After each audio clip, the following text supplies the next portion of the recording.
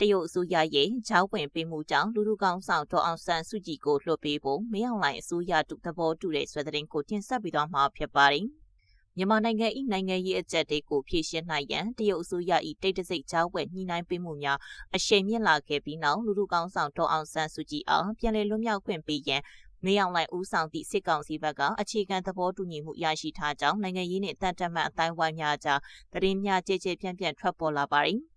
သတင်းရင်းမြစ်များ၏အဆိုအရတရုတ်နိုင်ငံဘက်မှမြန်မာနိုင်ငံတွင်စစ်ရေးပဋိပက္ခများဆက်လက်ပြင်းထန်လာခြင်းသည်ဒေသတွင်းစီးပွားရေးလမ်းကြောင်းများနေဆက်တည်ငြိမ်ရေးနှင့် Belt and Road စီမံကိန်းများပေါ်ထိခိုက်မှုများတိုးလာနေသဖြင့်နိုင်ငံရေးအဖြစ်တကူအမြန်ဆုံးပေါ်ပေါက်လာစေရန်ဖိအားပေးဆောင်ရွက်လာခြင်းဖြစ်ကြောင်းသိရပါသည်တရုတ်အထူးကိုယ်စားလှယ်များနှင့်စစ်ကောင်စီအရာရှိများကြားနေပြည်တော်နှင့်ကူမင်းမြို့တို့တွင်တိတ်တဆိတ်တွေ့ဆုံဆွေးနွေးမှုများအကြိမ်ကြိမ်ပြုလုပ်ခဲ့ပြီးရင်းဆွေးနွေးပွဲများ၏အဓိကအချက်မှာဒေါ်အောင်ဆန်းစုကြည်၏အနာဂတ်အခြေအနေနှင့်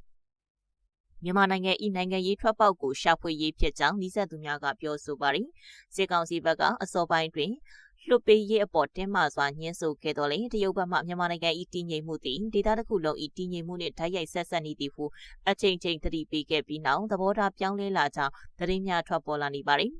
နိုင်ငံရေးလေးလာသုံးသက်သူများကဒေါ်အောင်ဆန်းစုကြည်အားလွတ်မြောက်ခွင့်ပေးခြင်းသည်စစ်ကောင်စီအတွက်နိုင်ငံတကာဖိအားများလျှော့ပါစေရန်ကြိုးပမ်းမှုတစ်ခုဖြစ်နိုင်သလိုတရုတ်အစိုးရအတွက်လည်းမြန်မာနိုင်ငံတွင်အခြေအနေများကိုထိန်းညှိနိုင်သောအဓိကအင်အားအဖြစ်မိမိရဲ့အခမ်းကဏ္ဍကိုပြသလိုခြင်းဖြစ်ကြောင်းသုံးသပ်ကြပါသည်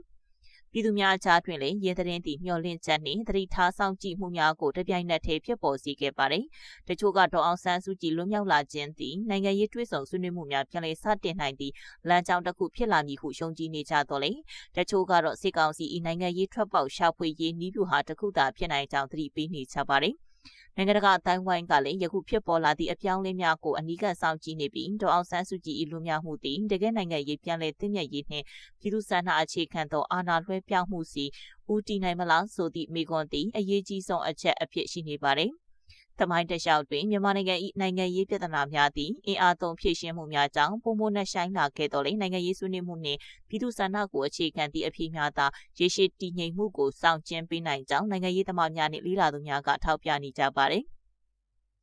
ဒေါ်အောင်ဆန်းစုကြည်၏အမည်သည်ယနေ့တိုင်မြန်မာပြည်သူများ၏ဒီမိုကရေစီမျှော်လင့်ချက်နှင့်ဆက်ဆက်နေစေဖြစ်ပြီးသူမ၏လွတ်မြောက်မှုသည်နိုင်ငံရေးပြောင်းလဲတစ်ခု၏အစဖြစ်လာမလားသို့မဟုတ်အာဏာရှင်စနစ်၏နိုင်ငံရေးကစားကွက်အသစ်တစ်ခုသာဖြစ်လာမလားဆိုသည်မှာလာမည့်အချိန်များကဆုံးဖြတ်ပေးရမည်အရေးကြီးမေးခွန်းတစ်ခုဖြစ်နေပါသည်။